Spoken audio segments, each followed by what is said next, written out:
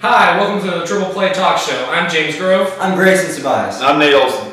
Today we're going to discuss the most exciting players in the AL and NL. And we'll also discuss the most disappointing players in the AL and the NL. Let's start with the most exciting. James, who's your NL most exciting pitcher to watch for and why? Most exciting for me for the NL pitcher is Max Scherzer. Going from the AL to the NL, I feel like it's really going to help his numbers, strikeouts. He's going to be facing pitchers, not DH. And then he's got a strong club and other pitchers, so he's not going to feel the pressure of being, the only pitcher who has to carry the team. He's going to be able to relax there and with the Nationals. So I think he's going to be the most exciting in the AL to watch and NL to watch. Is he going to be the best pitcher in the National staff? I don't know if he'll be the best because Steven Strasburg has such a high, bar that he can set. His future is so bright. So I can't say he's going to be the best, but he's going to be one of the best, obviously. All right, Nate, who's your most exciting pitcher in the NL? I got Clayton Kershaw, Los Angeles Dodgers. This guy won the NL MVP and Cy Young last year. Until somebody knocks him off the top, that's going to be the man to watch in the National League this year. I'm going to go with James Shields, simply because he's in San Diego now, and it's incredibly difficult to hit the ball out of the park in San Diego. He already pitched her 3-1 last year, 3-2-1. He's a great guy, great pitcher, and I expect high things out of him. All right, let's go to the NL most exciting batter. Somebody that's going to make a difference for their team. Who you got, James? Most exciting, I have to say, Yasiel Puig. I mean, the guy is just fun to watch. He runs the bases wild, and I know they've been saying here in spring training that he's calmed down. He's becoming more of a professional. But man, that guy is fun to watch. Swing the bat, running the bases. He's just an all-around exciting player to watch. I love it. That dude can pimp some home runs. Who do you got, Grayson? I got Jonathan Lucroy, simply because they say he's going to be one of the best hitting catchers in baseball, and if the Brewers want to have any chance to make the playoffs, this guy's got to be just lights out. He's got to be dynamite. He hit .301 last year with 13 home runs and 69 RBIs. If you're in the NL Central with Pittsburgh, St. Louis, and Chicago, the White Sox, you're going to have to find a way to increase those home run numbers and the RBIs, and I think Lucroy has a great chance of doing that. Well, I got Giancarlo Stanton. Very, very bold pick. This guy, I think he's got a lot to prove this year. Last year, he went out the last month of the season, got hit in the face with that fastball. He's going to be wearing that new protective face guard right there. Yeah. It's going to be a little bit of a factor too. I think the pitchers, he's going to walk up to the plate. The pitchers might be laughing at him a little bit, but he's going to show him up by hitting those 500-foot bombs out there. And he's got a lot to play for with that big contract that he just got. Yeah. So I think he's going to be the most exciting to watch. He's always been, ever since he came in. Old Mike Stanton, new Giancarlo Stanton, new man. He's got it going for him. Is the contract worth everything that he's gone through? Is the contract a good sign? Well, it's heavily backloaded, so it really shows his loyalty to the team because he's wanting to play for less money at the beginning, and there is that chance that he could opt out if he decides to leave. But I think, it's probably the most ridiculous contract I've ever seen in all of sports. I think he's definitely worth it if he can stay healthy. He's going to live up to it. I mean, you see how long he hits home runs, man. It's just, the ball never comes down. All right, let's move to the AL. Most exciting pitcher for you, Nate. Who do you got in the AL? I got Felix Hernandez. This guy should have been the AL Cy Young last year, and he's going to take it all the way this year. With a new team in Seattle, you got a couple more guys on staff, and then that new offense, he's going to get the run support that he deserves, and he's going to knock off every pitcher at the top of the American League in every category. This guy is going to take it all the way, and he's going to win the Cy Young. Wow. I'm going to go with Mr. Ventura. 3.20 ERA last year, 14-10. The guy throws so hard, and he's so much fun to watch. While I don't think Kansas City's going to have the same year they had last year, I mean, their team is still there pretty much, minus James Shields, and they got a great, their core players are just outstanding. But Ventura is by far the most exciting pitcher on their staff, and he's a fun guy to watch, and I expect big things out of him. Well, I'm going to have to agree with Nate here and say that King Felix is definitely going to be the most exciting to watch. I hate to say it because, he's going to tear the Rangers apart, unfortunately, being in our division. But, every time the guy gets on the mound, he's lights out, and it's so fun to watch. He definitely should have won the AL Cy Young last year, and I think he's going to win it this year. So. Well, let's move to the most exciting batter for the AL. Who you got, James? I got Chris Davis. He's back on Adderall legally this time, and he's going to go back to what he was, hitting 40. You know, he's going to be the home run king in the AL this year. I think he's just dominant. All right, I got Mike Trout, a more aggressive Mike Trout. He's a very, very strong candidate again for the AL MVP this year.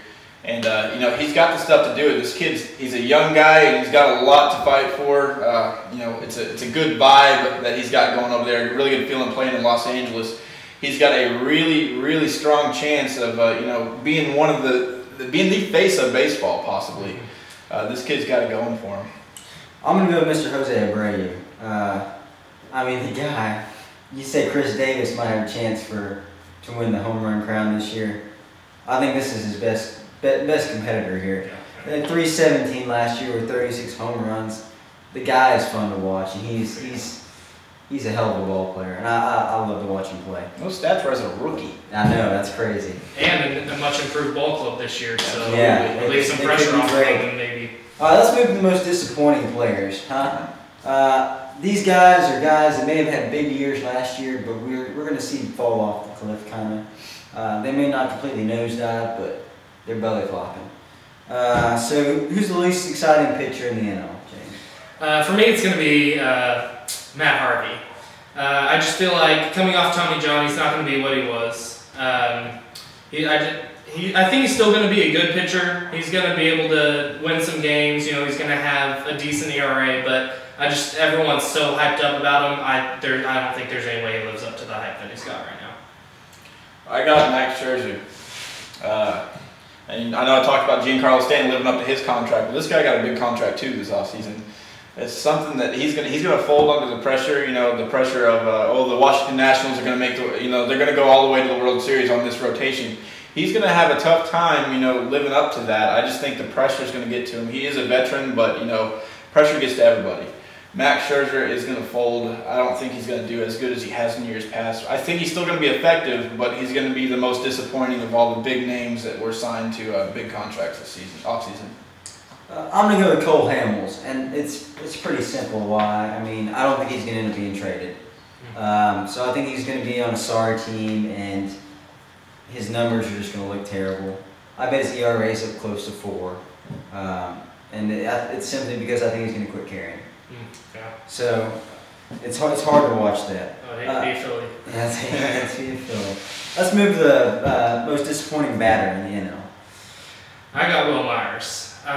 You know, he was supposed to be this big name star in Tampa Bay. They traded him away to the Royals, or the Royals traded him to. Anyways, either way, he didn't live up to it really.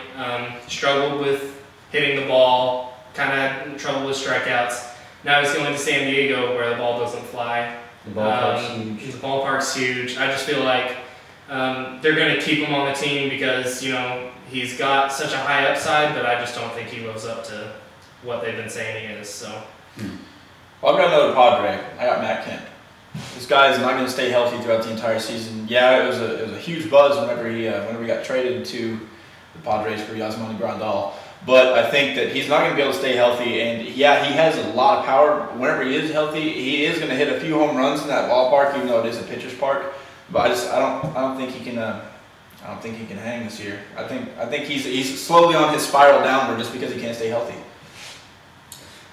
I'm going to go with Aldredden Simmons.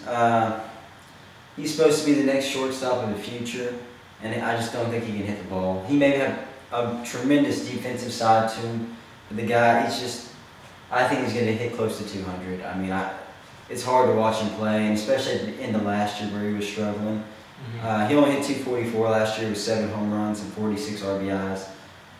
He was struggling, and I think he's going to struggle more and more, especially since Atlanta is getting worse. All right, let's move to the AL. The least exciting batter in the AL. Least exciting batter in the AL, I think, is going to be Michael Brantley.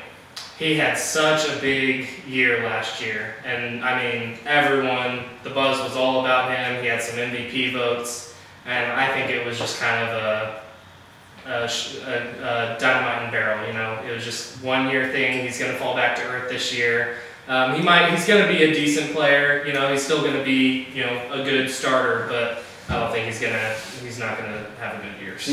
You don't buy into the Cleveland Indians at all, huh? No, not at all. they're gonna fall in that division.